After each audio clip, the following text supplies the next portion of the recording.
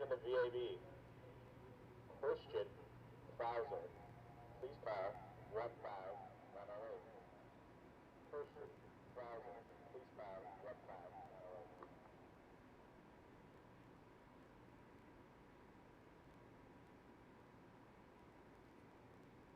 Hello, everyone, and welcome to our live coverage of the latest mission from Cape Canaveral Space Force Station.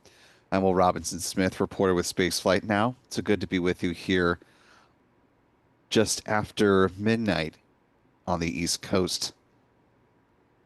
Just creeping into Sunday, November 2nd. Hope you're all having a wonderful evening. Certainly appreciate you spending some time with us tonight, especially given the nail biter of a World Series that is still going on as we speak. So especially appreciate our U.S. and Canadian audience who either has got a nice split screen situation going on or has their phone alongside a big screen setup. Either way, however you found your way here, certainly appreciate you taking some time to watch our live coverage of the Bandwagon 4 mission. You're taking a live look at the Falcon 9 rocket standing tall at Space Launch Complex 40 at Cape Canaveral Space Force Station, set for an instantaneous launch opportunity tonight. And we'll go over this a couple of times since it's a little confusing, given that the clocks are going to be changing in the overnight hours. But this is 1:09 a.m. Eastern Daylight Time before the change happens. This is 05:09 UTC for our friends around the world. See, we've got a little more than 660 of you watching along with us live in these overnight hours.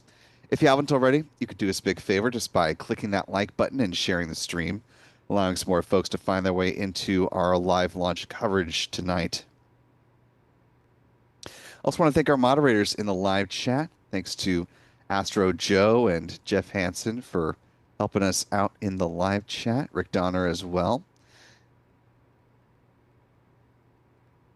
You can help make their job as moderators that much easier just by following the rules of our live chat. We ask that you post your message in English so that our mods can respond as appropriate.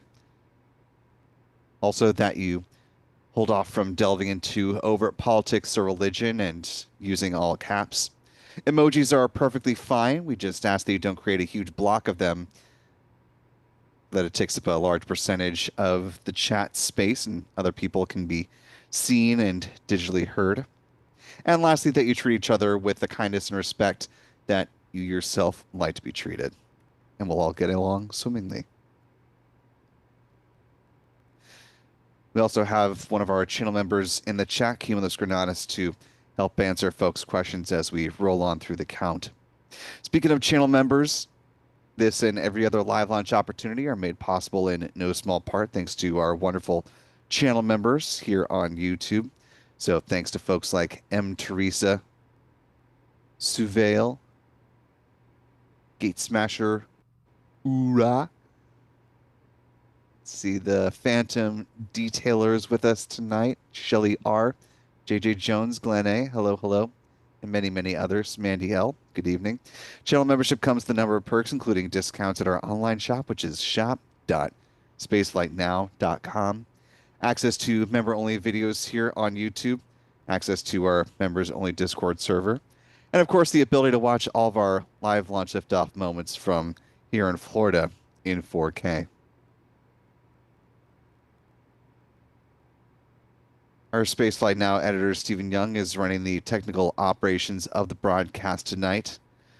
Be sure to follow our photographers as well. You can find them at their handles here on X. Adam is at Aburn NYC. Michael Kane is at MD Kane Jr. John is at John Pisani Photo. And while you're over on X, be sure to follow Spaceflight Now, simply at Spaceflight Now. You can also find us on Threads, Blue Sky, and Facebook if you yourself are not on X. We're also joined tonight with tracking assistance by our friends Pete Carsons with Max Q Productions, as well as Chuck and Jen Briggs with C&J Images. Got a few different perspectives on this Falcon 9 rocket tonight, as This will be liftoff into a pretty clear night here on the East Coast and return to landing site booster return set to touch down over at landing zone 2. Of course, we're sitting here at the opening of November, just a couple months left to go in 2025. As we mentioned in some previous broadcasts, the lease that SpaceX has enjoyed out at landing zones 1 and 2 is coming to an end so that those pads can be taken over and used by some newcomers to the launch game, Phantom Space and Via Space, who will be sharing Launch Complex 13.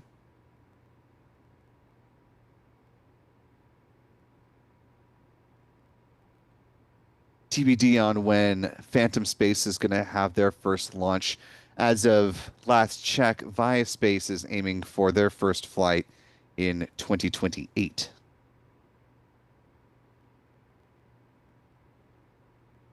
Of course, things are busy with newcomers in orbital spaceflight as well over at Launch Complex 14. Stoke Space has been busily preparing that pad for the arrival of their Nova orbital class rockets. All that being said, this may very well be the finale for SpaceX using landing zone 2. This would be the 15th and final landing if that were the case. The booster flying tonight be 1091 in the SpaceX fleet. One of the newer entrants for SpaceX as far as number of flights. This will be just its third mission. And this particular booster, as you can see, actually, let's go back to that more zoomed in view of the Falcon 9. You can see it's missing the typical Falcon 9 and SpaceX lettering alongside the booster. That's because this particular booster has a future as a Falcon Heavy center core. And SpaceX wanted to give it some reps as a Falcon 9 single stick before it's used for a final time as the center on a future Falcon Heavy, potentially for the Griffin 1 mission from Astrobotic, which we've learned is now targeting no earlier than the summer of 2026 for that flight to the South Pole. Obviously, we'll have much more on Griffin 1 as we get closer to that mission launch next year. We do have an article up on our website, though, if you want to learn a little bit more about its current progress. Just head on over at your convenience to spaceflightnow.com. In the meantime, we're T-minus 51 minutes, 54 seconds ahead of the flight of this particular Falcon 9 rocket, supporting a batch of satellites from a whole host of customers as part of SpaceX's small sat rideshare mission, an opportunity for various spacecraft that are wanting to go to a mid-inclination orbit as opposed to the transporter missions that send spacecraft to a sun-synchronous orbit. We'll give you a visual example of the difference between the two in just a little bit.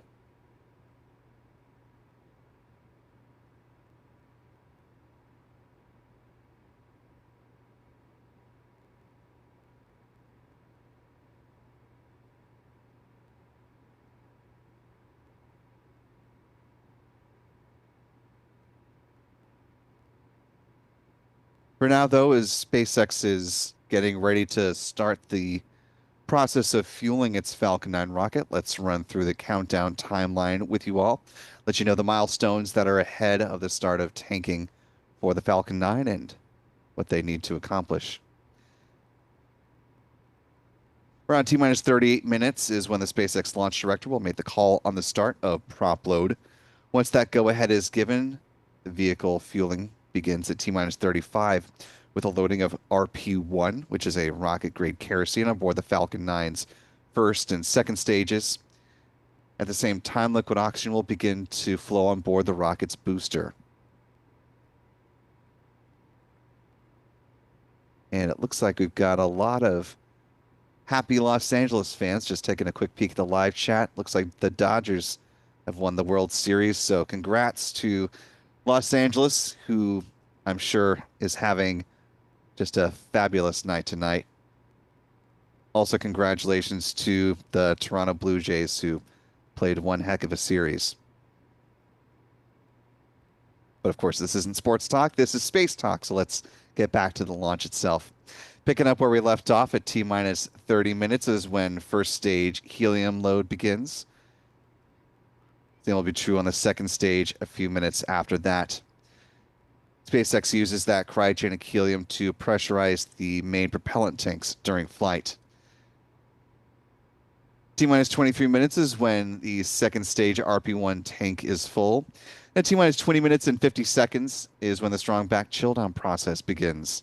At this point in the count, SpaceX is thermally conditioning the feed lines there at the pad, preparing the way for liquid oxygen to start flowing onto the tanks for the rocket's upper stage. We'll see the visual manifestation of this with the big vent beginning at about T minus 20 minutes and 20 seconds here at pad 40, lasting just shy of 4 minutes in duration. This will wrap up in time for LOX to start flowing on board the rocket's second stage at the T minus 16 minute mark.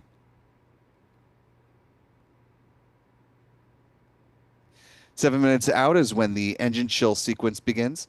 SpaceX flowing a small amount of liquid oxygen through the plumbing and turbo pumps, helping to protect those engines from the risk of thermal shock and damage during startup. 6 minutes out is when the first stage kerosene tank is full. Then at T minus 4.5 minutes, we'll see the retraction of the strong back. First, the clamp arms just beneath the payload fairings will open up, and then the transporter erector, otherwise referred to as the strong back, will recline a few degrees away from the Falcon 9 rocket and stay in that position until liftoff. Then at that point, it'll pull back in a much more rapid fashion. You clear the way for the vertical climb of the Falcon 9. 3 minutes out, the first stage liquid oxygen tank is full. Same as true on the second stage, about a minute afterwards. At that point, the Falcon 9 rocket is fully loaded with 1 million pounds of propellant. In the final 60 seconds, as the Falcon 9 enters into its automated startup, control of the countdown is handed over from the ground sequencer to the Falcon 9's onboard flight computers. And at the same time, the propellant tanks are brought up to flight pressure. SpaceX launch director will then give their final go for launch call at T minus 45 seconds. The engine ignition command will be issued at T minus 3 seconds, and if all 9 Merlin engines are healthy and ignite as expected, the command will be given for the hold down clamps to release the Falcon 9 rocket for a T0 liftoff. Once again, targeting that instantaneous liftoff time at 1:09 a.m. Eastern Daylight Time, 05:09 UTC, or T minus 46 minutes and 46 seconds from now.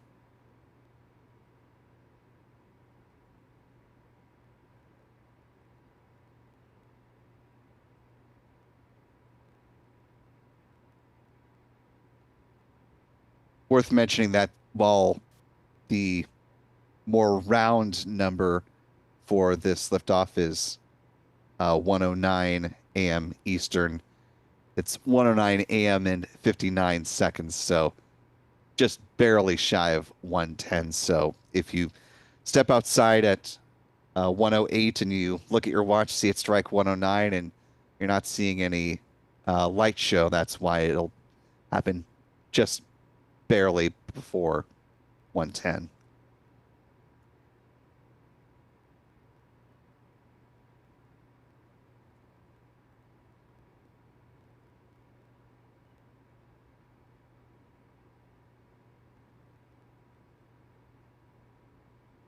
We'll go over the trajectory with a little more specificity as we roll on through the count, but just broadly speaking, because I saw it come up in the live chat a couple times, this is a southeasterly trajectory tonight.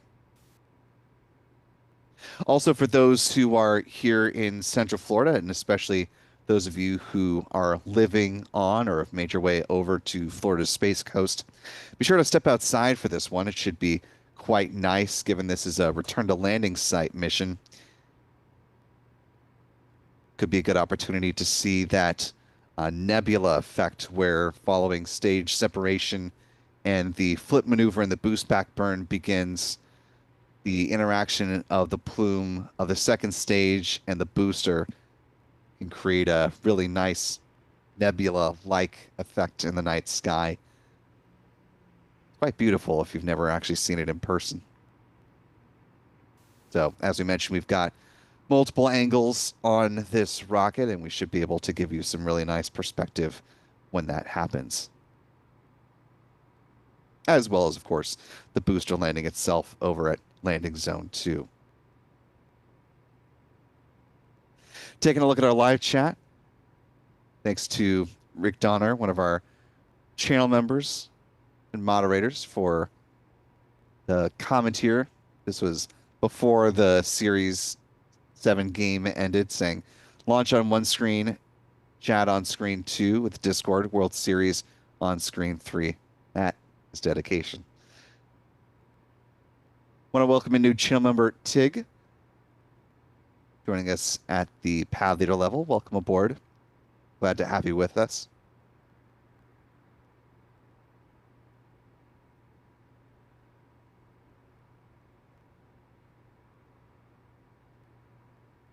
Also want to thank Jeff Hansen for $10 super chat saying, go Cape, go SpaceX, go Falcon 9, go Bandwagon 4, Godspeed 1091.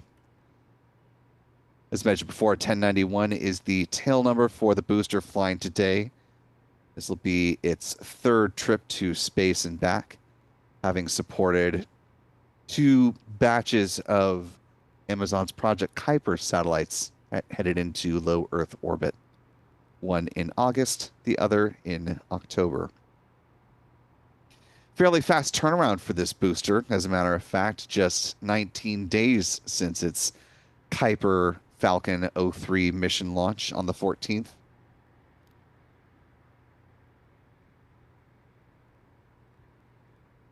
We're just a couple minutes or a few minutes away now at this point from when SpaceX should make the call on the start of prop load tonight. Given this is a customer mission, we may get a heads up from SpaceX that they are ready to begin fueling the Falcon 9, which will be a nice change of pace, not having to guess well, not guess, but wait until we get the visual cues of the start of fueling, as would be more typical for a Starlink launch. Meanwhile, as all is getting ready with SpaceX, the Brevard County Emergency Operations Center has activated, as it does for every launch operation. One of the busiest EOCs in the country for that reason, since they not only have to deal with emergency operations from a weather and other natural disaster sense, but of course they're also standing by to support the launch and launch adjacent operations here at the Cape.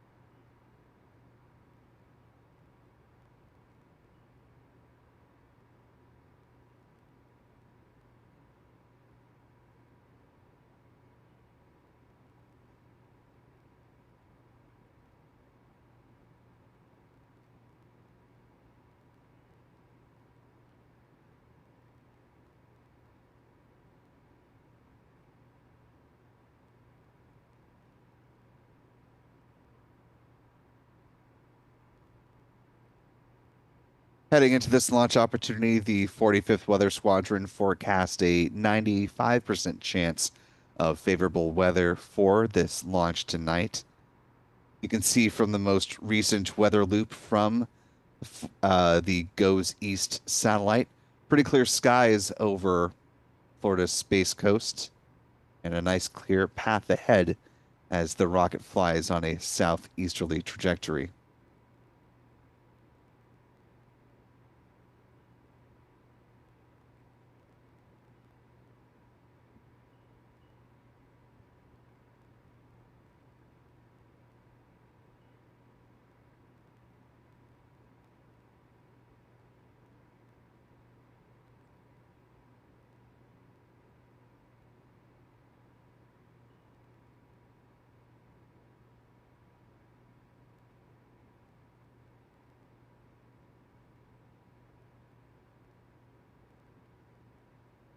Speaking of heading southeast, let's go ahead and talk a little trajectory now to give you a sense, visually speaking, of what I mean. The Falcon 9 rocket, once it lifts off from Space Launch Complex 40, will be flying southeast.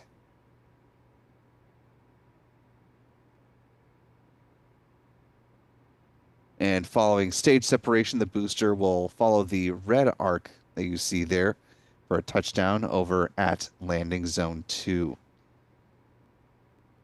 As I mentioned, but if you weren't here when I did, this will be the 15th and potentially the final use of landing zone 2 as SpaceX is turning over that site, given that its lease with the U.S. Space Force is concluding at the end of this year, so that Via Space and Phantom Space can use the pads there for their rockets.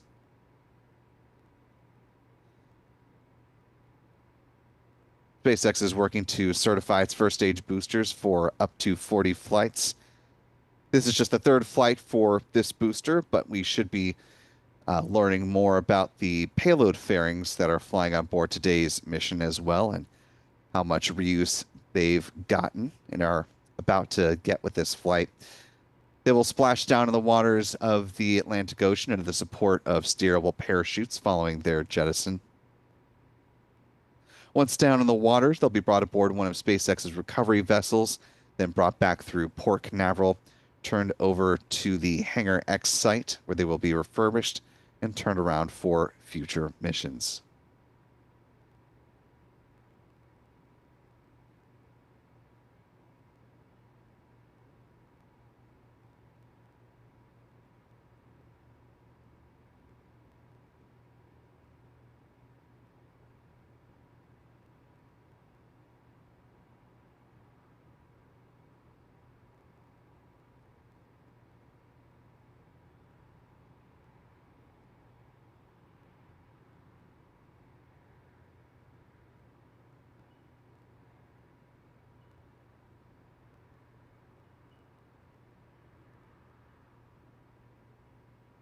Coming up on T-minus 37 minutes here.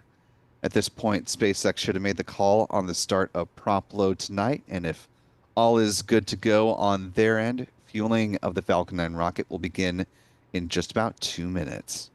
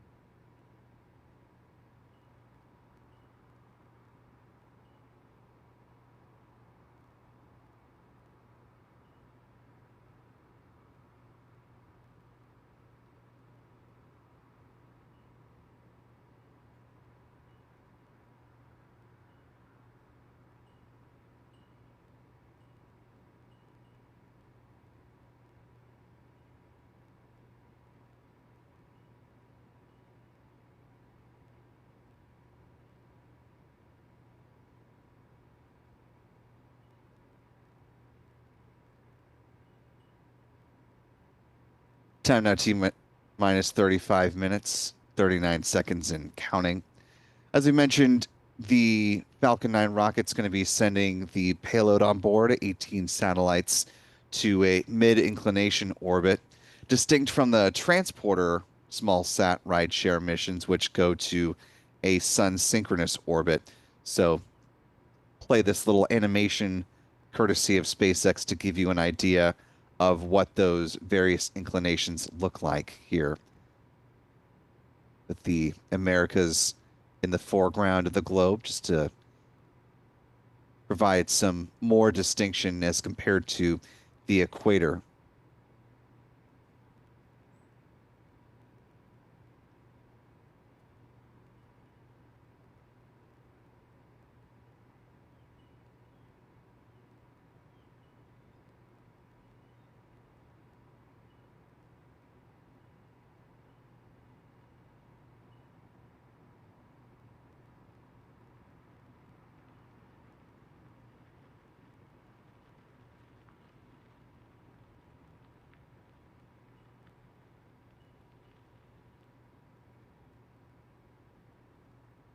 Within the last minute, got a update from SpaceX saying that they're at T minus 35 minutes until Falcon 9's launch of the Bandwagon 4 mission from Florida. All systems are looking good and weather is favorable for liftoff, company reports. So, good shape for the launch of Bandwagon 4, that instantaneous liftoff time of 1:09 and 59 seconds AM Eastern Daylight Time, 05:09 UTC for those of you watching around the world. And for those of you here in the United States, don't forget to set your clocks back for the ones that don't make the change automatically if you're going to be awake through 2 a.m. Now, typically, given the timeline of this mission and the sequence of deployment for these satellites that last over an hour post liftoff, we would actually be with you on the air at the point at which all these satellites are heading off to their final destination. However, as has been the case with the previous 3 Bandwagon missions, one of the spacecraft on board, in fact, the primary spacecraft, or what SpaceX would refer to as the so-called cake topper, is a military satellite from Korea's Project 425 series of satellites, synthetic aperture radar satellites manufactured by Thales Alenia Space. Now, 3 of these SAR spacecraft have launched on the previous 3 Bandwagon missions, and in all of those cases, at the request of this customer, SpaceX has not shown upper stage views of the Falcon 9 rocket, including the deployment of the rest of the payloads that are hitching a ride. This is a rendering of what those spacecraft, the Project 425 satellites, look like on orbit. So don't be surprised if when we get into the meat of the broadcast and we start getting mission audio from SpaceX and commentary and can get a little bit more context directly from SpaceX, if they do in fact state that we will not be getting upper stage views and deployments. So if that does in fact bear out, that means SpaceX and we will end our broadcast shortly after the point of, well, they will end the broadcast shortly after the point of booster landing back at landing zone 2. We will stay on and provide you some great views of the various angles that we captured liftoff and landing with via our launch replays. So be sure to stick around for that, since we'll have some really nice views of both liftoff and landing.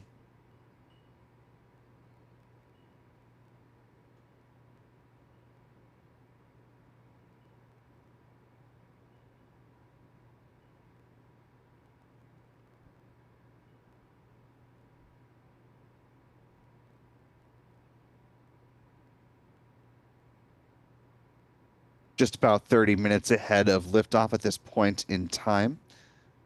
You can start to see the frost building up on the booster there. So that super cold densified liquid oxygen starts to flow on board the rocket's lower stage. I want to thank the more than 1,100 of you who are staying up late joining us live. If you haven't already, you could do us a big favor just by clicking that like button and sharing the stream to allow some more folks to find their way into this coverage as we roll merrily along. With about half an hour on the clock as well, SpaceX is starting to load cryogenic helium onto the pressure vessels for the Falcon 9's first stage. Same will be true on the second stage here in the next few minutes.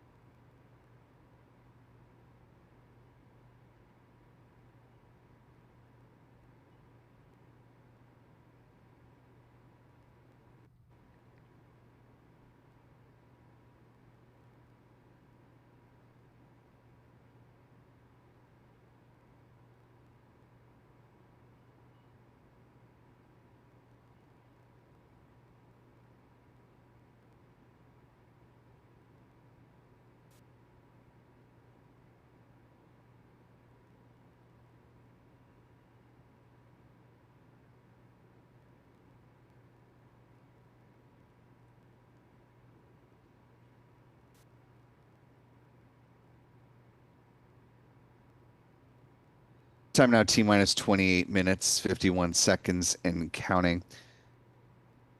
In addition to the Korea Project 425 satellite at the top of the stack inside the payload fairings, there are a number of other spacecraft and missions that are getting ready to prove their own operations once they reach low Earth orbit. One of those is from a fairly new entrant to the scene called StarCloud.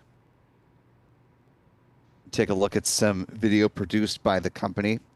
This is one backed by chip maker NVIDIA and is part of their Inception program for startups. As of course, data centers are an increasingly hot commodity, especially for those in the artificial intelligence space. There's been an increasing amount of pushback on new and growing data centers that are very resource intensive by the amount of water needed to cool them and the amount of carbon that they emit.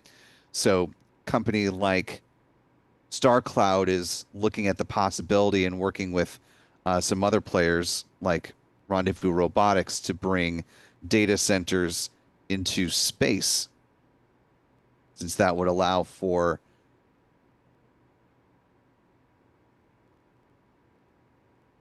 a great amount of power, given that they can just draw directly from the sun with extensive solar panels, like you see here in this projected view of what a 5 gigawatt data center might look like. And of course, because they're in space, they don't need that additional water generated cooling. So it becomes less resource intensive on the planet's finite amount of fresh water. So with this first demonstrator satellite, they're looking to learn more about their systems and test out NVIDIA's H100 GPU in orbit through this 60-kilogram satellite, about the size of a small refrigerator.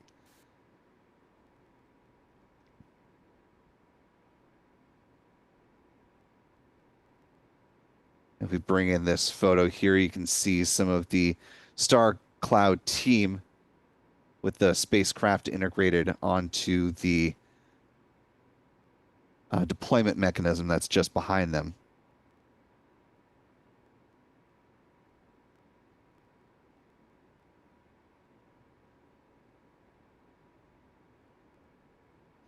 Just about 26 minutes remaining in the count here. Fueling continues to move along smoothly with the Falcon 9 rocket. We're just a handful of minutes away from the start of the big event as SpaceX conditions the feed lines there at the pad prior to loading liquid oxygen on board the rocket's upper stage. Taking a look at the live chat here, I want to welcome in new channel member Randall Mallard, joining us with channel membership at the mission specialist level. Welcome aboard, Randall. We're glad to have you with us.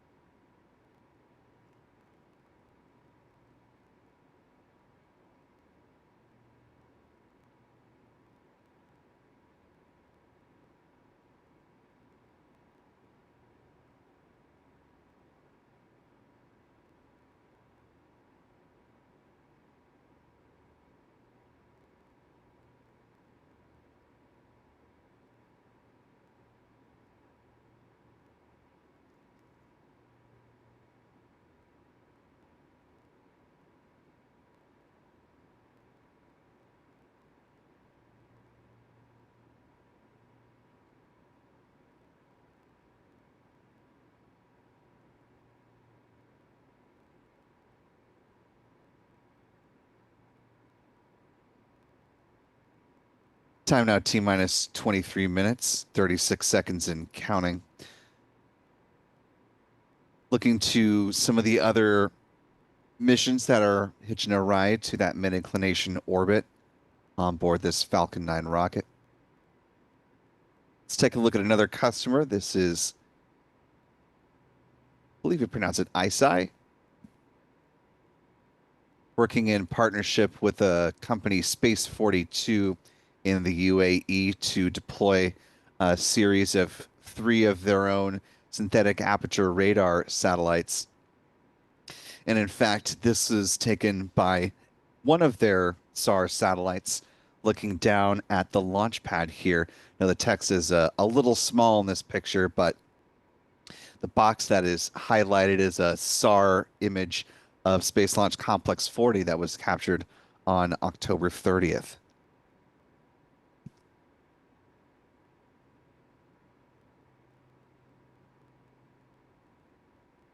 And in fact, you can see just to the right of this image highlighting Slick 40, that would be Space Launch Complex 41, where in a few days, United Launch Alliance is set to fly their Atlas V rocket with the Viasat 3 Flight 2 spacecraft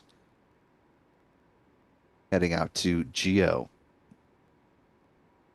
You could see the road that extends from the heart of Slick 41 that extends out to the vertical integration facility, or the VIF, where the Atlas V is currently just wrapped up integration and will soon be rolled out to the pad in preparation for that launch, currently targeting a liftoff the evening of November 5th. Of course, we'll have our full live launch coverage of that mission. So if you haven't already, now's a great time to hit that subscribe button. Be sure to turn on notifications, ring that bell icon so that you'll be notified when we start live broadcasts, and we've got new videos coming to the channel as well.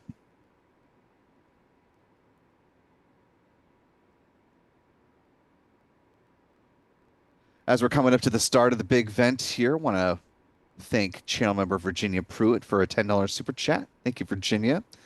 Also, thanks to Glenn A., another one of our channel members, for your $2 super chat. Appreciate you, Glenn. Also, thanks to some gifting going on here. See Alicia Delegati gifting 5 Spaceflight Now memberships, and Rocket Lady Elizabeth also gifting a membership. Appreciate that from the both of you. And to our 6 newest gifted members, welcome aboard. We're glad to have you with us. Be sure to thank Elizabeth and Alicia in the live chat, and we hope you decide to stick around with membership beyond the month you were just gifted. And as you can see, the big event kicking off right on time as SpaceX is getting ready to start flowing that LOX on board the rocket's second stage.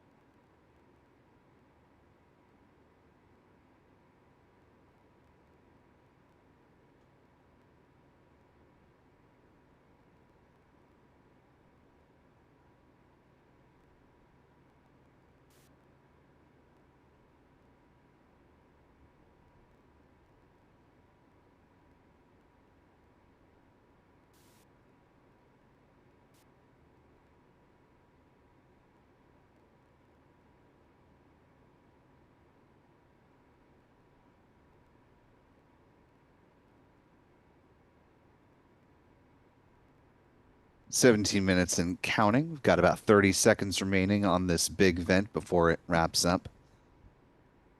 That'll set the stage for the LOX to start flowing on board the rocket's upper stage tonight.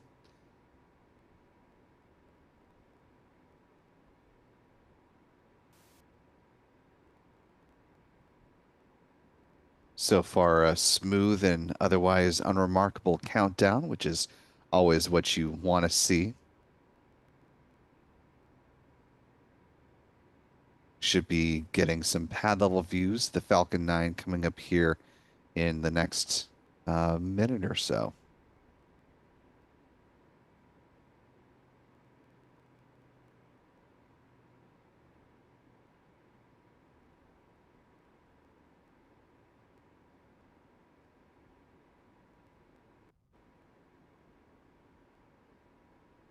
T-minus 16 minutes and counting. Second stage LOX load is now underway.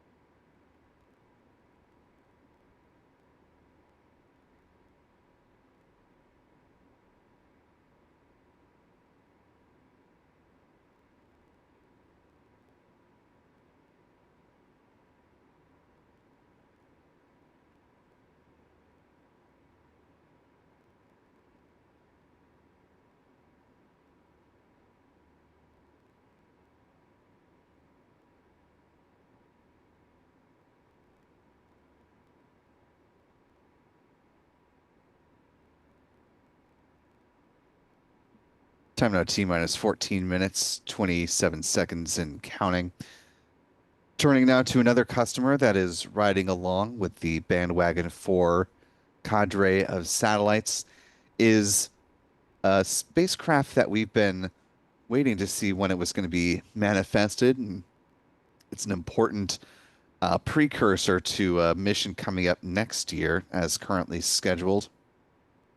This look at some video from the Haven demo spacecraft, courtesy of VAST, as they're working to prepare their Haven 1 space station, which will be their precursor to Haven 2, their entrant to be a successor for the International Space Station. They're deploying this Haven demo to test a number of the systems that will support that Haven 1 station, which can have quartet of astronauts on board for a 2-week duration.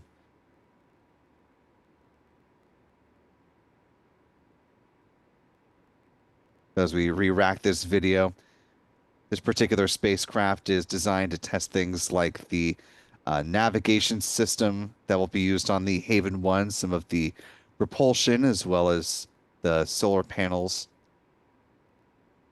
It's a good way to shake out, literally and figuratively, a lot of the bits and pieces that are going to be needed to support VAST's future low Earth orbit ambitions, supporting commercial and governmental astronauts in the not too distant future. The Haven 1 mission currently set to launch in May of 2026. The astronauts who will be aboard that first flight of the Haven 1, though, have not yet been announced.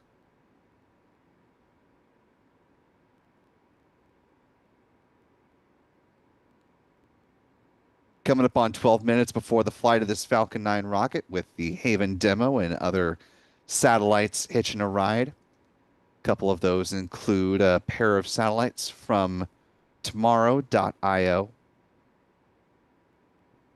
AI featured weather monitoring satellites are among those hitching a ride on this Falcon 9 rocket to that mid-inclination orbit.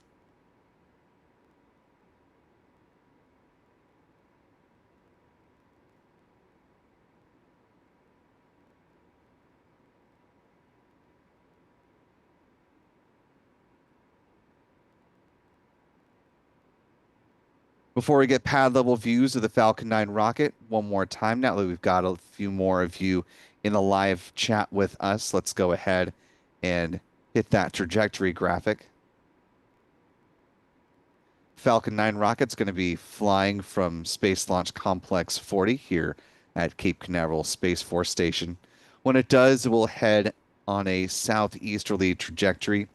And following stage separation, the first stage booster, B-1091, will perform a flip maneuver and return for a touchdown back at landing zone 2. This is set to be the 5th landing back at LZ2. And given that SpaceX's lease on this piece of property is about to expire on December 31st, quite possibly its final outing for SpaceX. The company is also intending to recover the payload fairings once they are jettisoned, splash down the waters of the Atlantic Ocean with the support of steerable parachutes. They'll be brought aboard a recovery vessel. Then it's off to the Hangar X site after coming through Port Canaveral, where they'll be turned around and refurbished for future missions.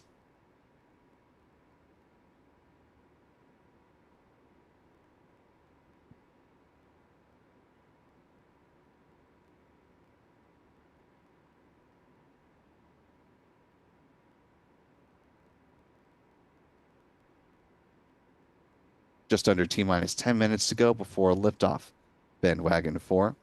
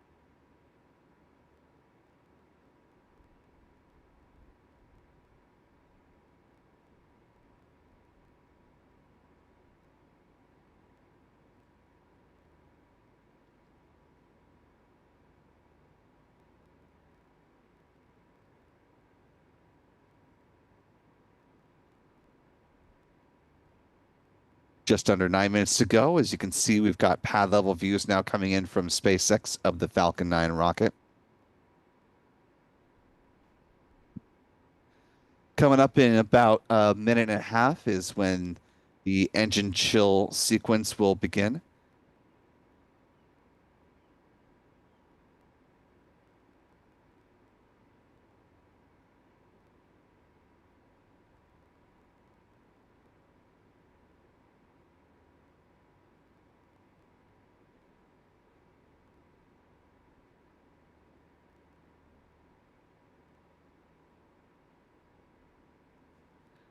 As we're waiting to get to that engine chill point in the countdown, want to thank Janine Elisera for being a member with us now for 16 months. Janine says, hello, everyone. Spaceflight Now, entire crew, thank you. Thanks for the kind words, Janine. SpaceX noting that the range is clear, weather is good to support the launch here in about 7.5 minutes. Also want to welcome a new channel member, Mel Roberts Harold, joining us with channel membership at the pad leader level.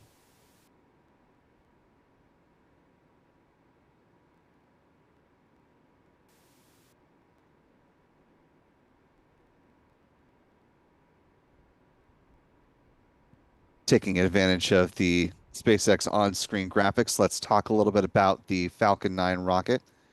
the 70-meter tall launch vehicle for SpaceX. Tonight is set to be the 557th launch of a Falcon 9 rocket to date and the 140th launch of a Falcon 9 so far this year. Falcon 9 first stage burns a combination of liquid oxygen and RP1, a rocket-grade kerosene, producing 1.7 million pounds of thrust at liftoff. Above the first stage is the inner stage, a composite structure consisting of an aluminum honeycomb core surrounded by carbon fiber. It also houses the second stage engine nozzle, as you can see graphics on your screen.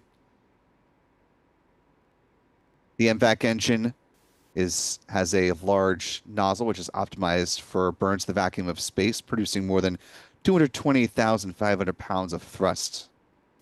Will be fired 3 times before the deployment of all of the spacecraft on board Bandwagon, but following the conclusion of the first burn is when the Korea Project 425 satellite will be jettisoned.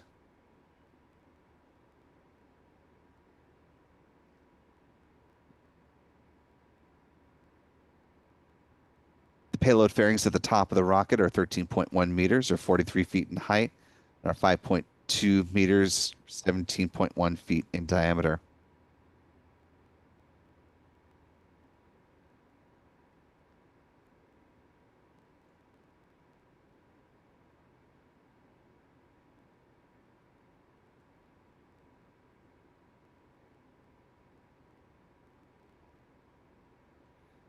T-minus 5 minutes and counting. Coming up to the next big milestone in the countdown, which is the retraction of the strongback. Shortly, we'll see the clamp arms just beneath the payload fairings open up, and then the transporter erector, or the strongback, will recline a few degrees away from the Falcon 9 rocket.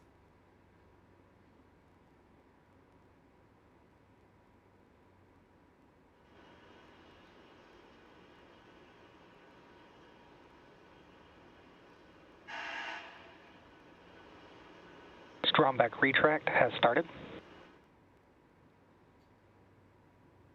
Good call there on the retraction of the strongback.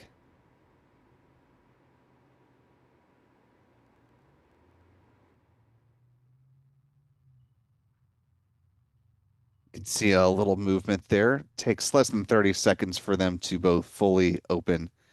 And we'll see the large truss structure, the strongback, start to recline away from the vehicle momentarily.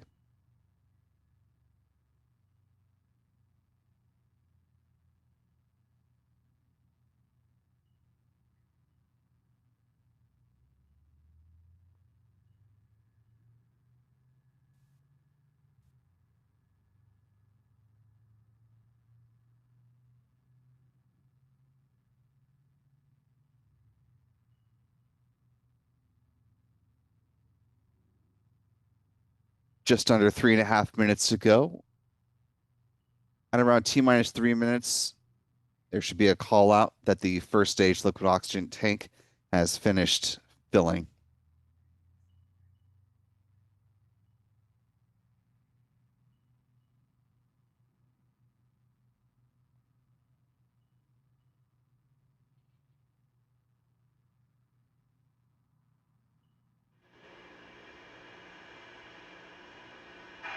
Stage 1 LOX load is complete. Good call there on first stage LOX load. We should hear a similar call regarding the rocket's second stage coming up around T-minus 2 minutes.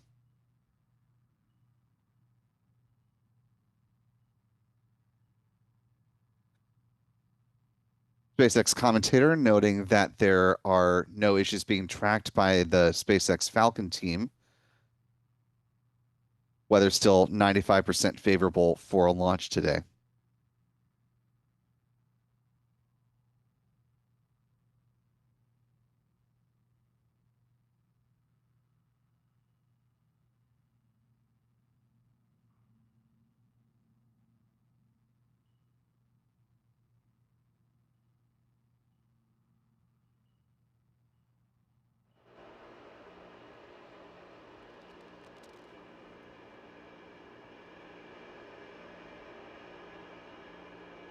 Stage 2 LOX load is complete. And with that good call, the Falcon 9 rocket is now fully loaded with 1 million pounds of propellant. Right now you're seeing the ground gas closeouts, the release of liquid oxygen from the feed lines there at the pad.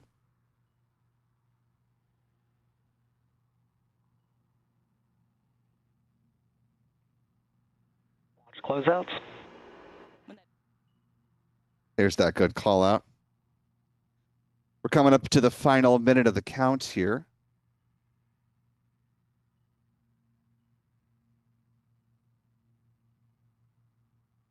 Share the call for the automated startup sequence at around T-minus 1 minute.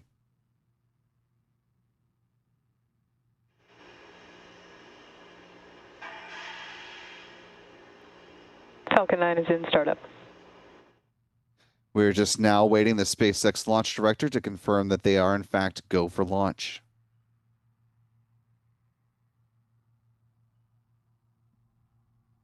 Launch director, go for launch. And with that confirmation, the Falcon 9 is ready to depart the pad in just about 30 seconds.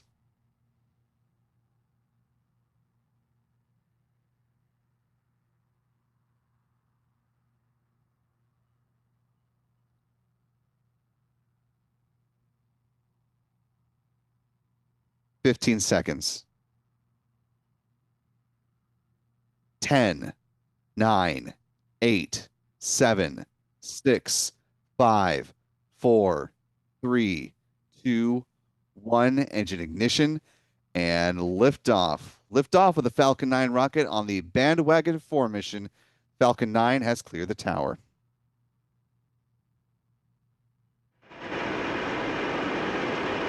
Vehicles pitching downrange. MOT chamber pressure is nominal.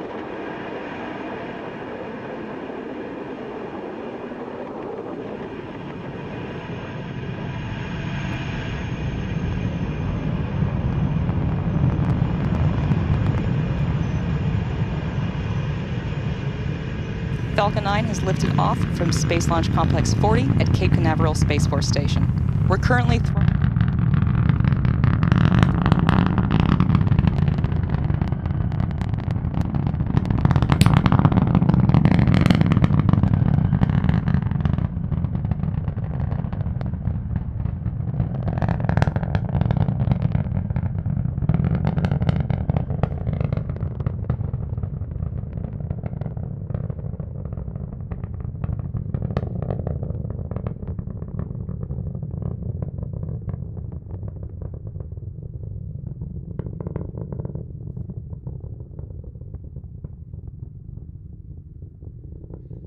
Falcon 9 passing through max Q, the point of greatest aerodynamic pressure on the vehicle, about a minute and a half into the mission.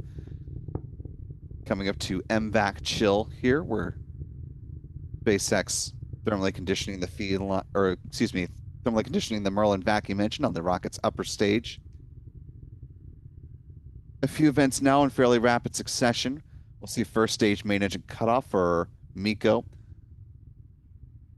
Following stage separation, first stage booster flip, then the ignition of the second stage engine, and the boost back burn will begin. The payload fairings will be jettisoned. All happen very quickly. Coming up to MECO here in about 5 seconds.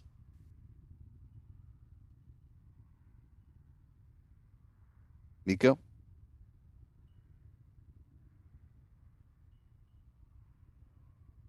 Got stage separation and the flip. Stage separation confirmed.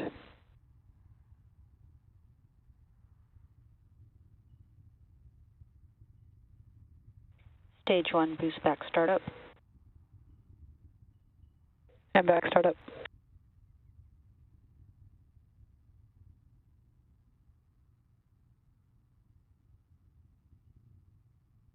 And some really nice views of the plumes of the booster and the upper stage interacting.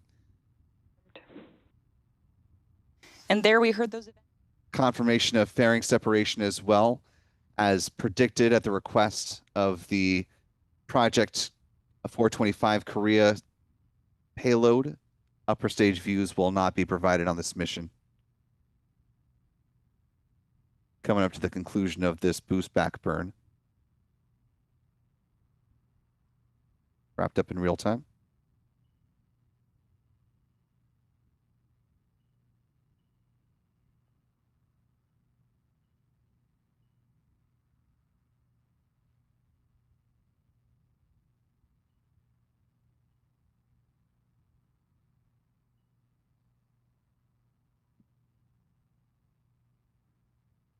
Coming up on 4 minutes into the mission, the next milestone coming up at about T plus 6 minutes and 9 seconds.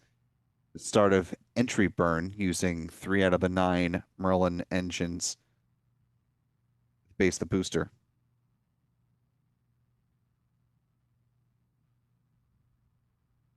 Both the upper stage and the booster are following nominal trajectories.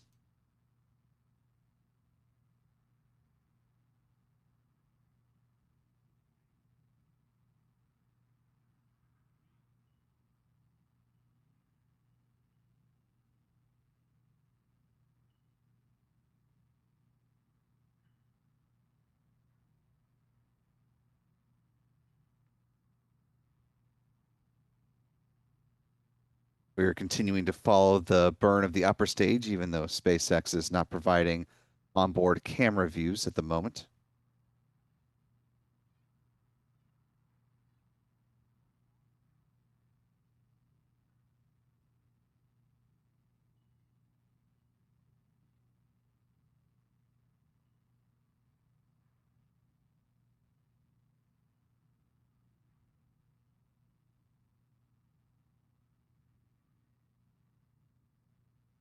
Start of the entry burn should be beginning in about 1 minute.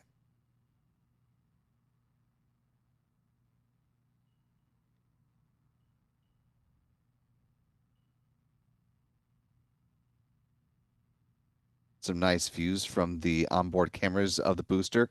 You can see the lights of Florida's Space Coast. Nice view of the Cape there. Booster set to perform a propulsive landing over at landing zone 2.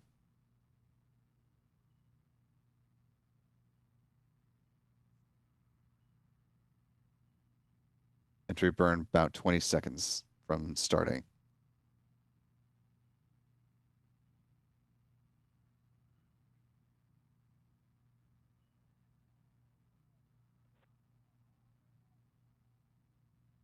There's the call out for entry burn startup on the Falcon 9 first stage. This burn is set.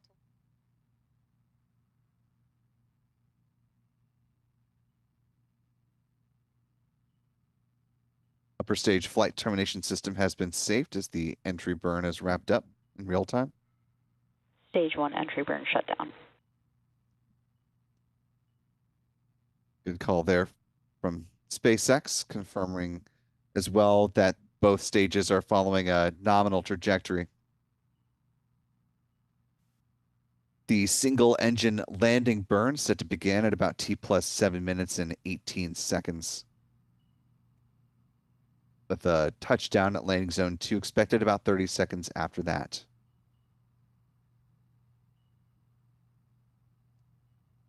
First stage flight termination system has been safed, and the booster is now traveling below the speed of sound. Landing burn set to begin here momentarily.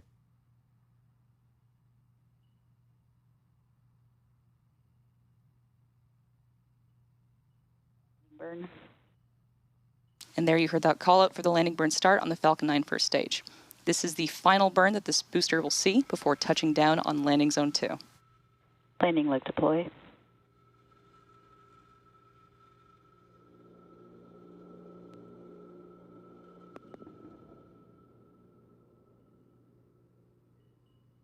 Stage 1 landing confirmed. And there we have it, another successful first stage landing at landing zone 2, marking the 3rd landing for this specific booster. Now we have about 2 minutes remaining before the next event, which is SECO 1, or Second Engine Cutoff 1. That's the first of 3 planned events where the second stage Merlin vacuum engine shuts down and restarts after a coast period. Again, we'll do this 3 times before all payloads are deployed.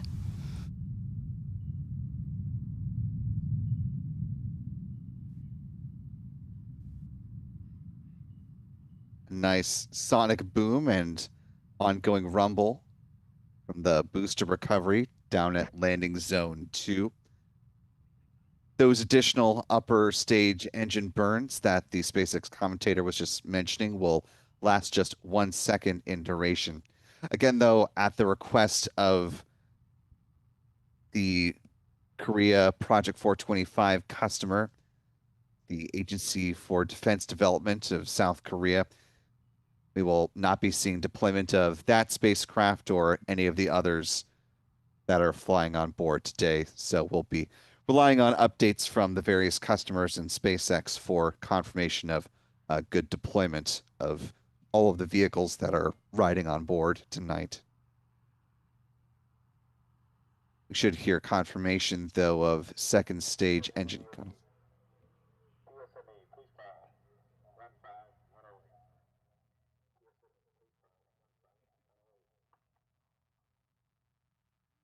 Coming up in about 20 seconds from now, we should be hearing a call out for SECO 1, which will be the shutdown of the second stage MVAC engine.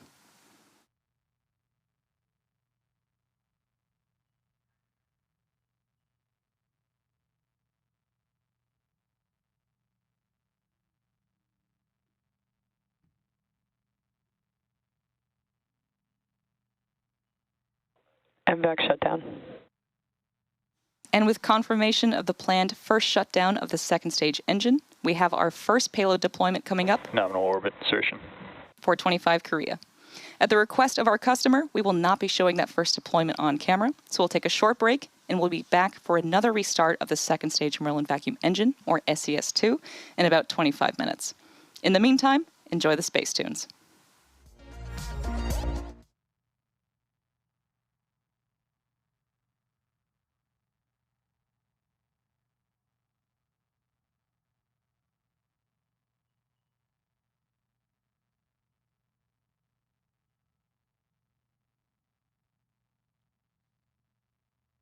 So a bit of a difference between the previous Bandwagon missions. While, as you just heard, SpaceX will not be showing deployment of the Korea 425 spacecraft, it does appear as though SpaceX will continue on with the broadcast, and we will in fact be seeing the deployment of the remaining 17 spacecraft that are on board the Bandwagon 4 mission.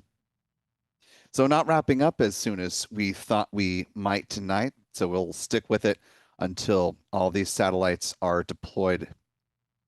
Given that that's the case, just to give you an idea of the timeline that we're looking at here, the Korean satellites set to jettison in less than a minute at about T plus 12 minutes and 14 seconds.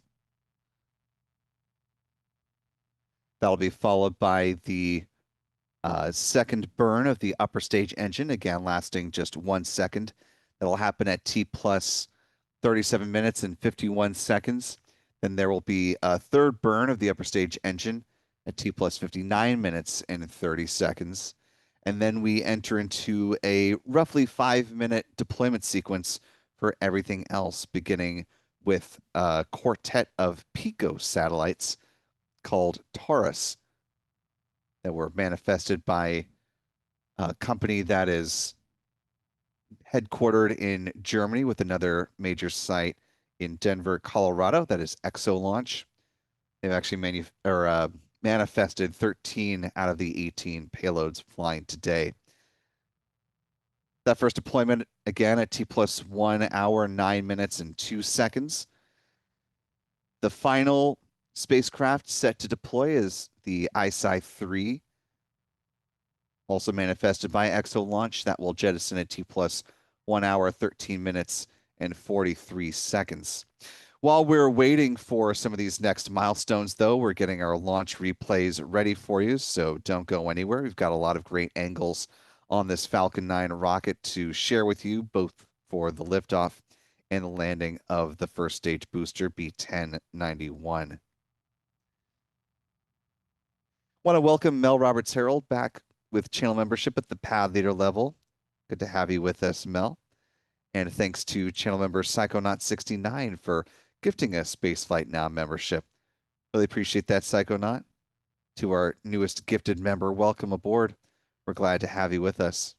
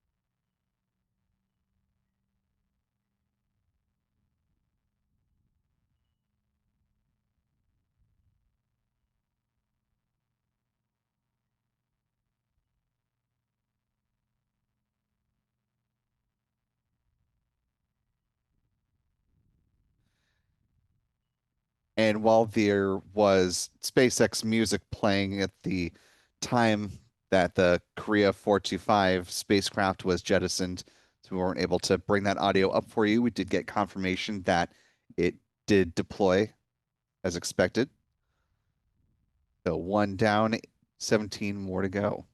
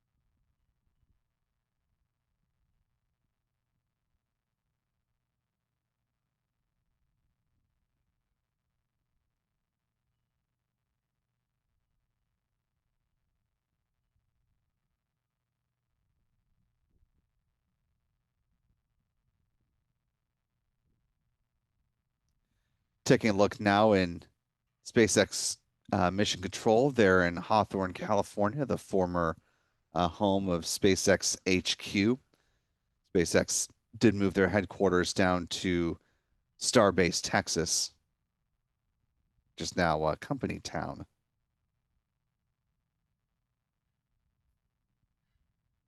Back on the trajectory, the telemetry map, seeing the Falcon 9's second stage beginning to arc over South America here. It continues its flight away from Florida Space Coast about 17.5 minutes into this mission.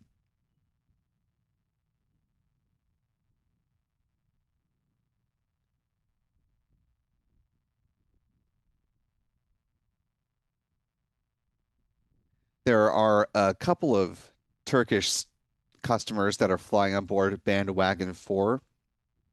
The first of which is Gurmush Aerospace, which is the company behind these little satellites, the picosats, referred to as Taurus numbers 1 through 4. These are developed as so-called Internet of Things relay and multi-mission platforms. designed to aid in things like smart agriculture and disaster response. And you can see with this technician working on one of those satellites that they are quite small in comparison to some of the larger vehicles that are flying on board today's mission. This video produced by Gamoosh Aerospace as well.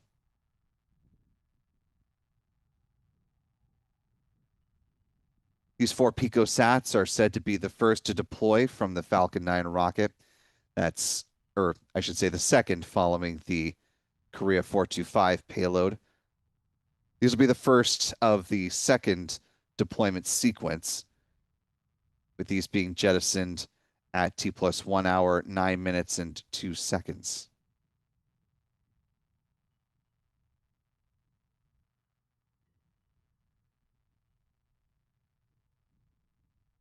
We're just finishing those launch replays for you, and we'll get them started here in short order.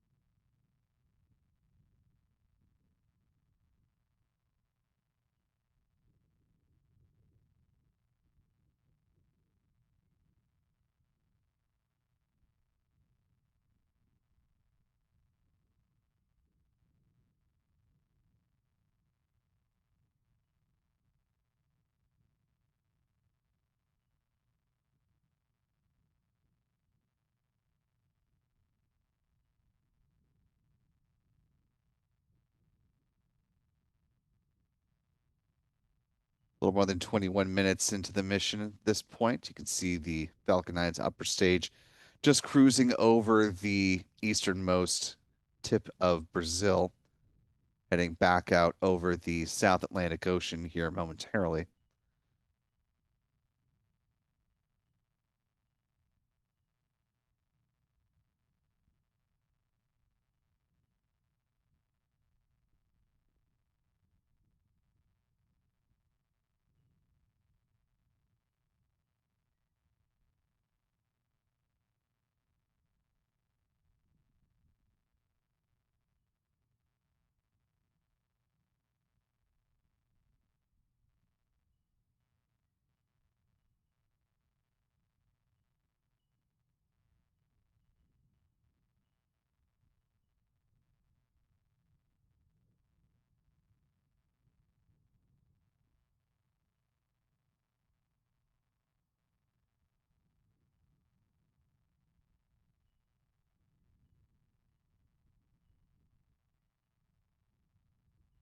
And we've got those replays ready for you now. So let's go ahead and get things started with the press site fixed view from our Adam Bernstein.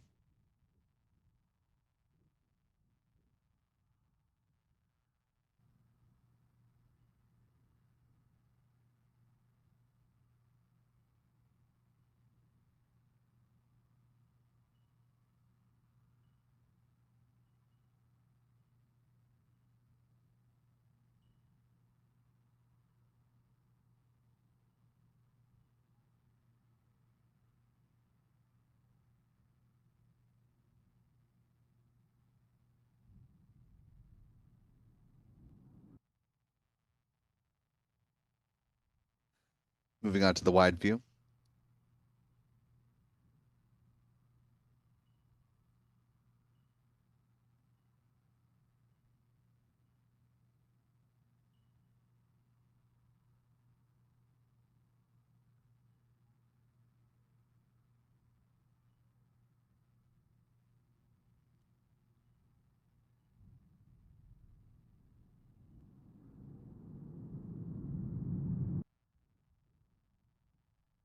Onto the turn basin now.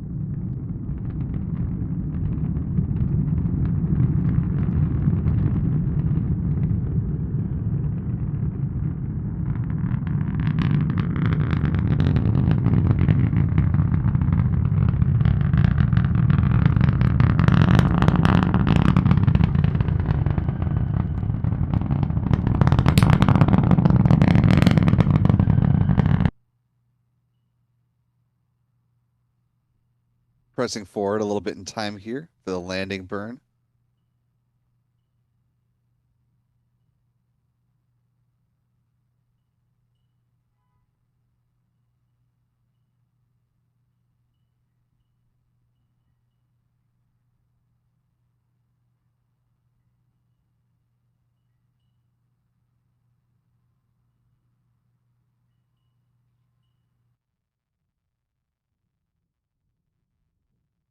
Onto Pete Carson's tracker on Merritt Island.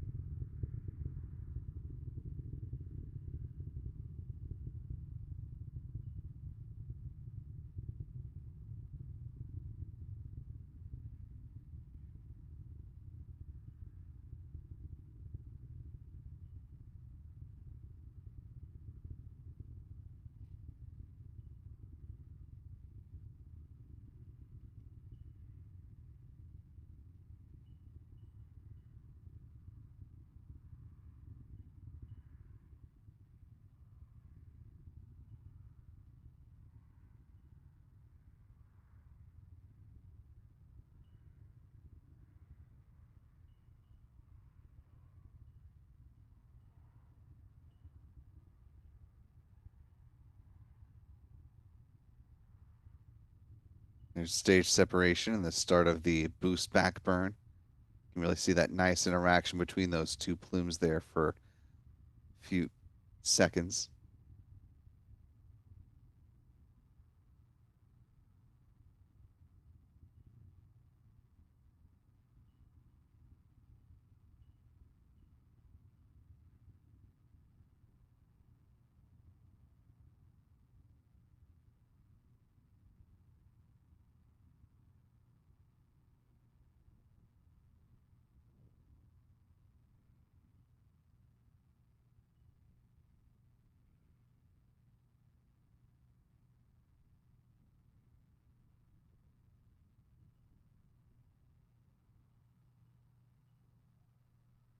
And jumping now to the landing burn.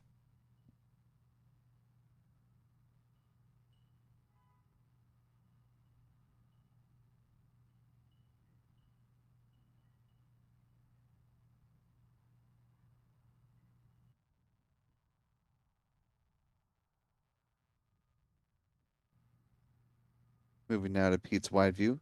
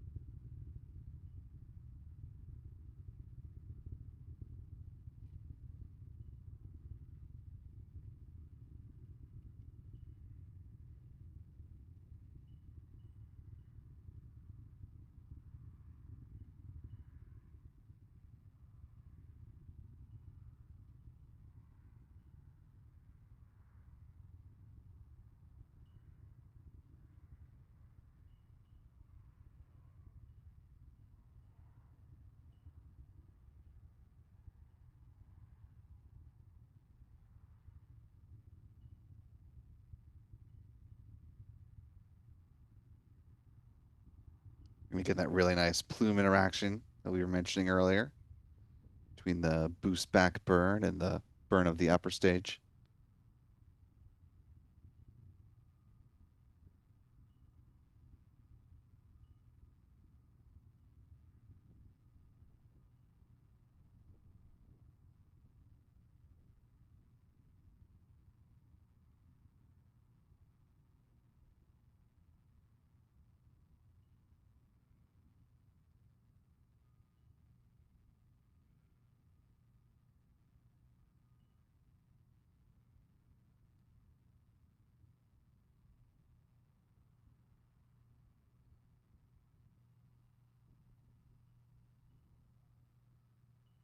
There's the start of the landing burn.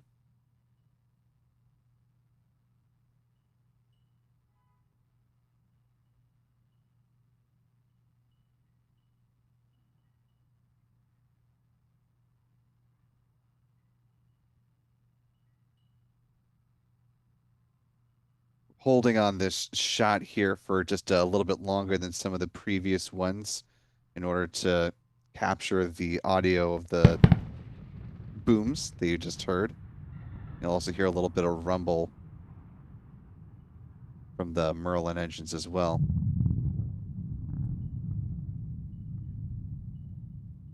Comes on a delay from the visuals, of course, light traveling notably faster than sound.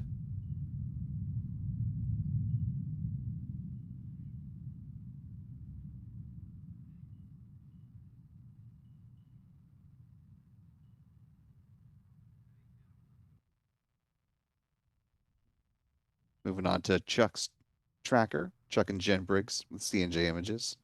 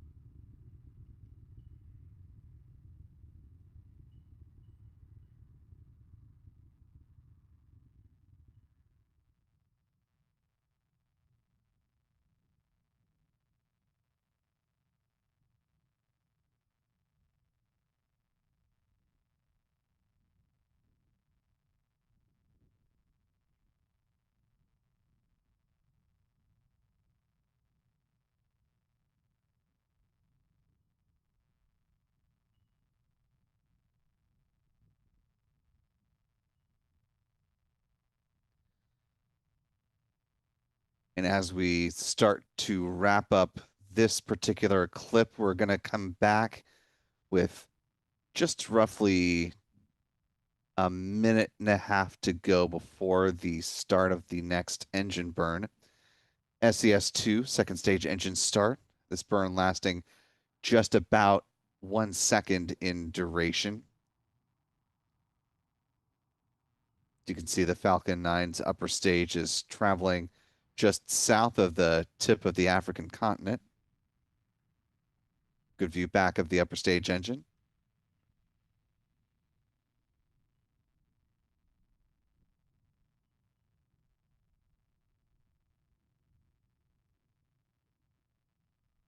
And with the Korean satellite now departed, SpaceX is able to provide upper stage views showing the various spacecraft that are getting ready to jettison, beginning about T+1 hour, 9 minutes, and some change after liftoff.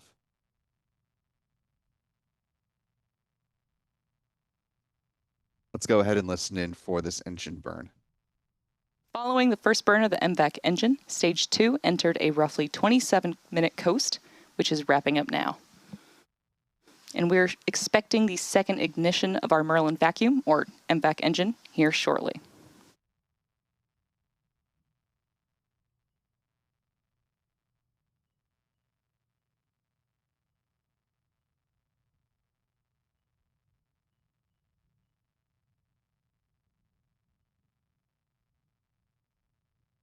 MVAC ignition and shutdown.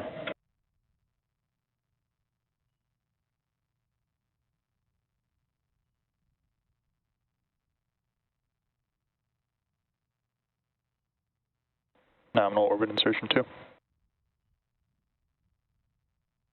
There's confirmation of a successful second burn of the MVAC engine on the second stage and confirmation of good orbit. And with that, we have just about 20 minutes until the next event, which is the third restart.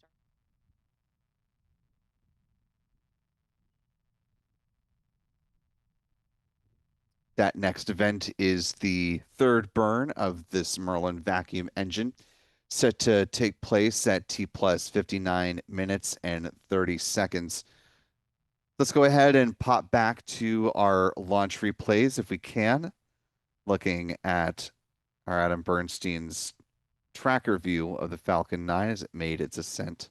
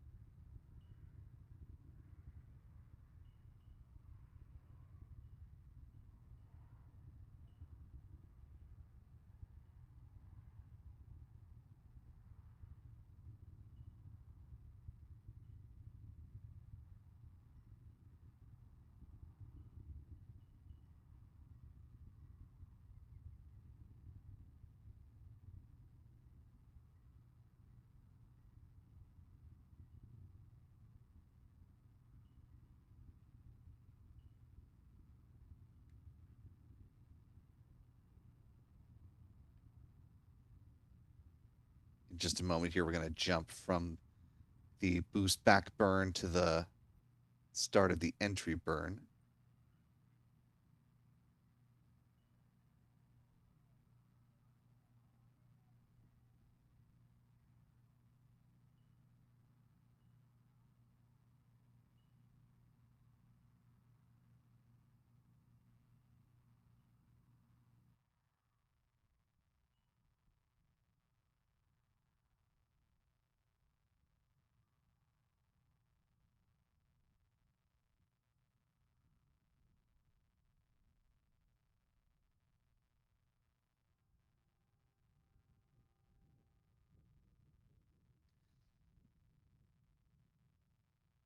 Getting some nice views of the various spacecraft around the upper stage of the Falcon 9. T plus now 43 minutes, 18 seconds and counting. Again, the next milestone in this mission is going to be one more 1 second burn of the upper stage engine at about T plus 59 minutes and 30 seconds.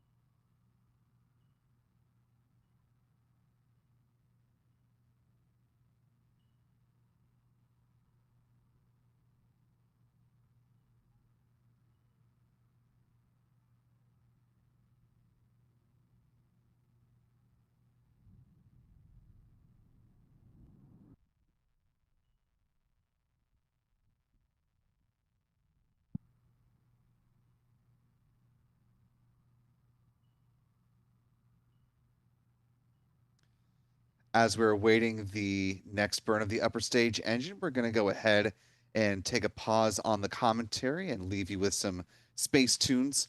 We'll be back shortly before SCS-3. You're watching Spaceflight Now's live coverage of the Bandwagon 4 mission, a rideshare to a mid-inclination orbit.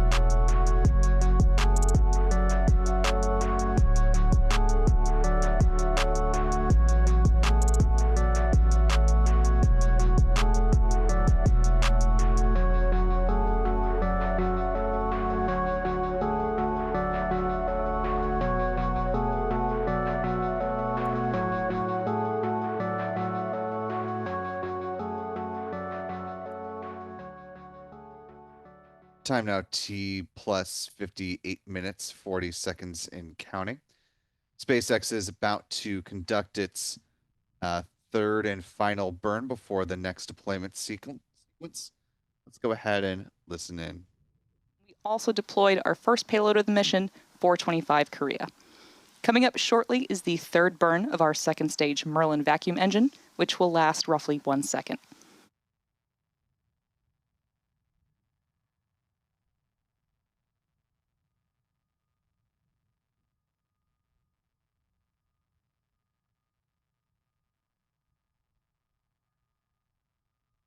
Coming up in the next 15 seconds, we should be hearing a call out for second engine start 3, which is the third burn of our second stage Merlin vacuum engine.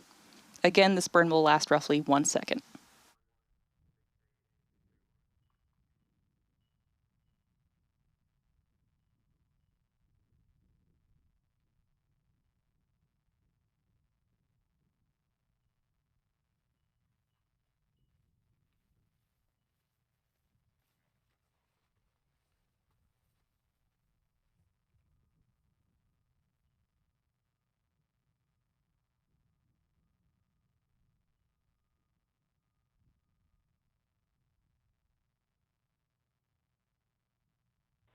MVAC startup. MVAC shutdown.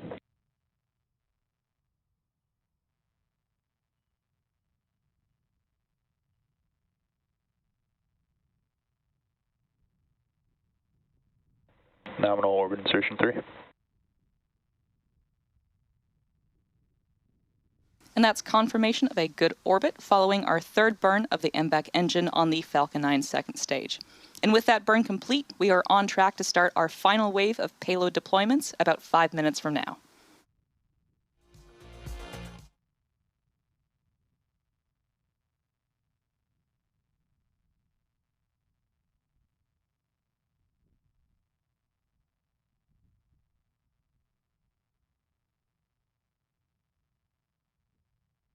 And while we've got about 10 minutes remaining before the payload deployment sequence starts, we're going to go ahead and spin those space tunes one more time, and we'll be back with you shortly.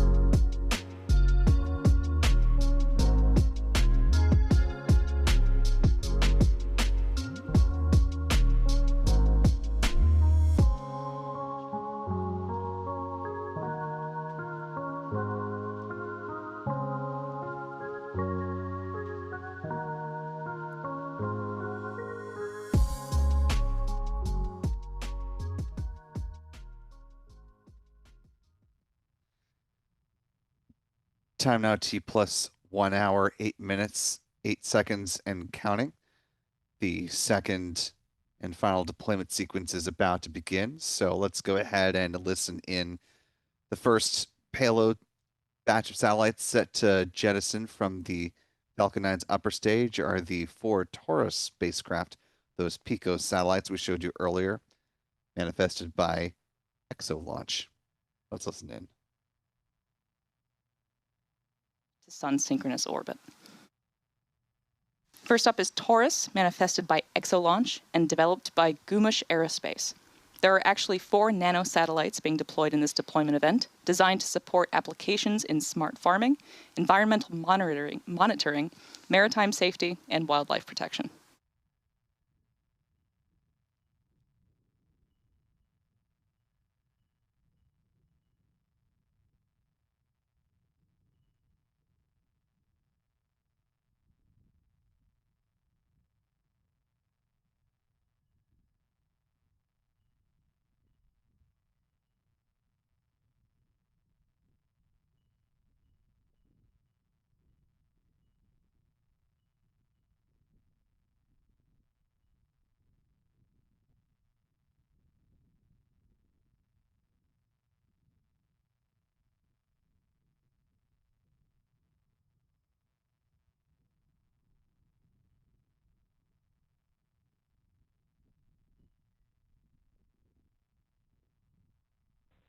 Taurus 1 through 4, deploy confirmed.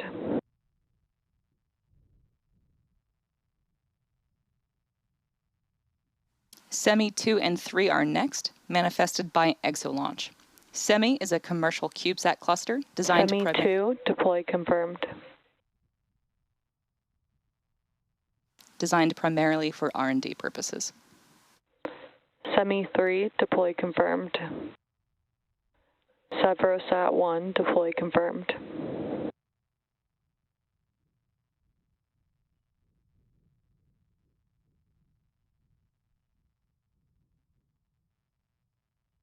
Next, we have Lemur 2, Afi Wowie, built and operated by Spire, manifested today by ExoLaunch.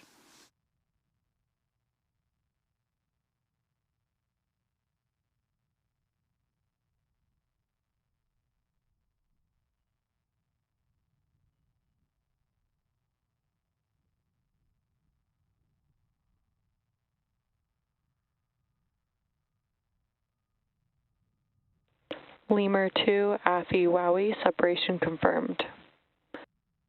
Haven demo, separation confirmed.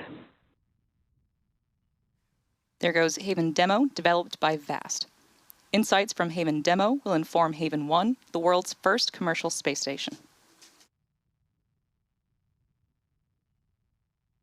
Up next, Tomorrow S8, manifested by Tomorrow Companies, Inc., deployed as part of a constellation Tomorrow S8, separation confirmed. for weather observation.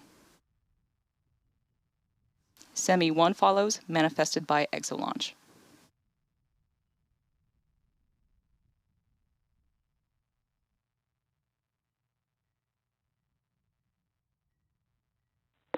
SEMI 1, separation confirmed. And now, ISI 2, manifested by ExoLaunch.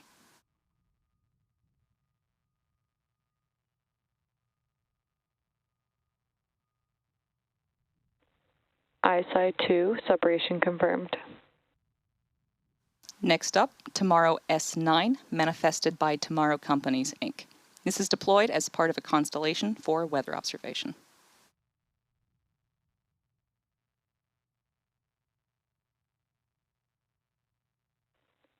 Tomorrow S9, separation confirmed. Followed by ISI, manifested by ExoLaunch.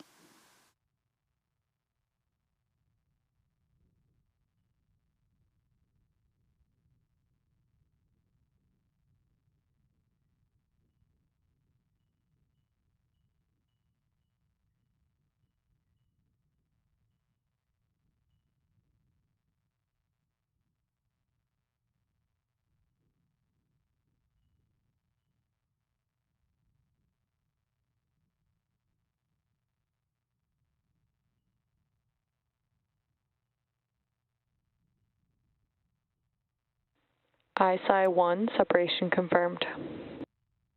And next, FGN 100D2, manifested by Fergani Space. This is the second demonstration mission for Fergani. FGN 100D2, separation confirmed. Followed by StarCloud 1, the world's first NVIDIA H100 GPU deployed in space.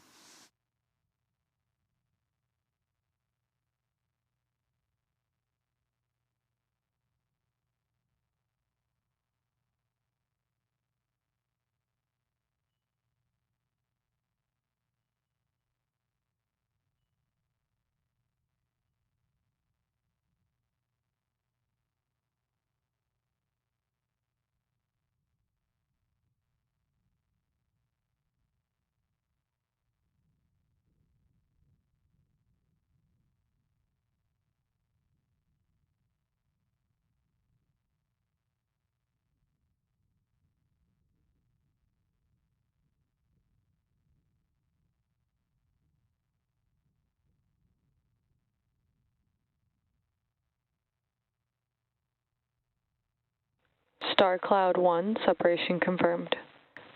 ISI-3, separation confirmed. And that was our final payload of the Bandwagon 4 mission, manifested by ExoLaunch. And that wraps up our coverage for today. All of us at SpaceX want to give a big thank you to all of our rideshare customers. All payload separation confirmed. A big thank you to all of our rideshare customers. We also want to give a shout out to the Eastern Range and Federal Aviation Administration for supporting today's launch. If you're interested in more launch coverage,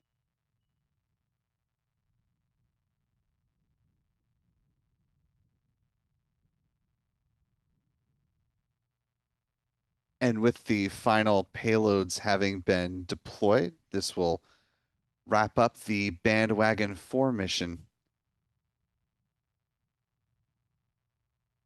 And that'll do it for our live coverage of this flight beginning the month of November for SpaceX with a launch from Space Launch Complex 40. Successful small-sat rideshare mission as well. Want to thank our mods who've been helping us out in the chat, to Astro Joe, Rick Donner, and Jeff Hansen. Thank you all very much. Also thanks to our photography team for doing some stellar work. Before we go ahead and wrap things up, do want to jump to our mission stats and then show you some of the photos that they were able to capture from this launch today.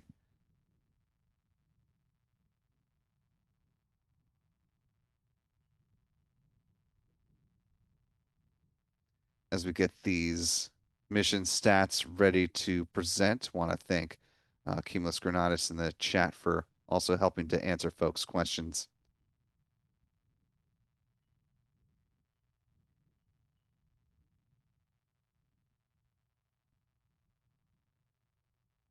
With a good liftoff and landing of that first stage booster, that wrapped up flight number 3 for B1091 in the SpaceX fleet. This was SpaceX's 557th Falcon 9 launch to date, the 140th of the year so far. This was SpaceX's 492nd Falcon booster reflight, the launch of a booster that has flown at least once. This was SpaceX's 169th orbital launch within the last 365 days, the 289th orbital launch for SpaceX from Pad 40, and the 344th overall orbital launch from this site as well. Here's where the bar chart now currently stands, about to enter into a new rung here in 2025. Moving on to some recovery stats, this was the 15th and potentially final landing for SpaceX at Landing Zone 2. That marked the 68th landing in Florida, the 97th landing on land. You bring in the California touchdowns at Landing Zone 4 as well. And this was the company's 528th overall booster landing successfully to date. Finally, with some industry stats, this was the 91st orbital launch from Florida, the 147th from U.S. soil, the 160th from a U.S. rocket company, and the 250th orbital launch around the world. There have been 5 orbital mishaps so far this year. Here's where the pie chart now currently stands.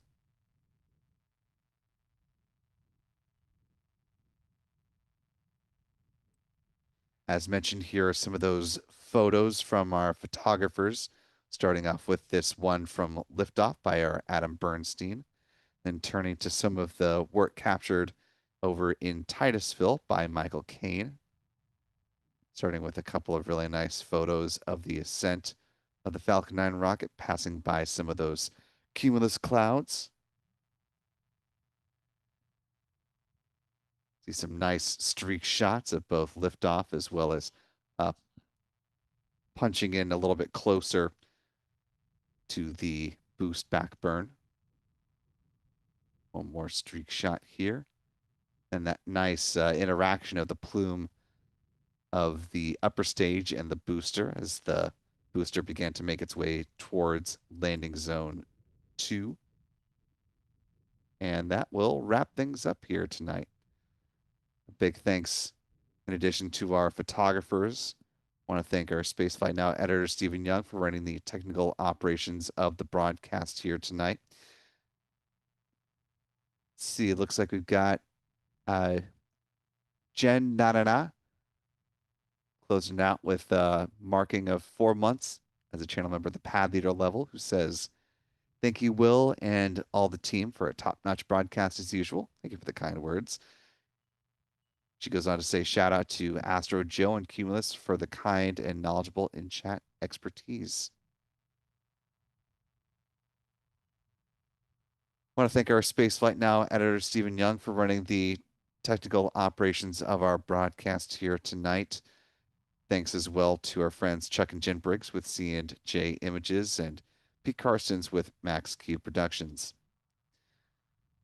Most importantly, though, I want to thank you for wherever you've been watching from, to the 400 plus of you who were champs and stuck it out to the very end. Big tip of the cap to you. For all of us here at Spaceflight Now, I'm Will Robinson Smith. Remember, be good to yourselves, be good to others. Set those clocks back. As if you haven't already, we've already gone through the change. It is now 2:30 a.m. or excuse me, it's 1:30 a.m. Eastern Standard Time now. So if you've got those manual clocks in your microwave or elsewhere, go ahead and do that before you cruise on off to bed. For the team here at Spacefly Now, I'm Will Robinson Smith. Be good to yourselves, be good to others. We will see you next time, folks. And until then, bye-bye.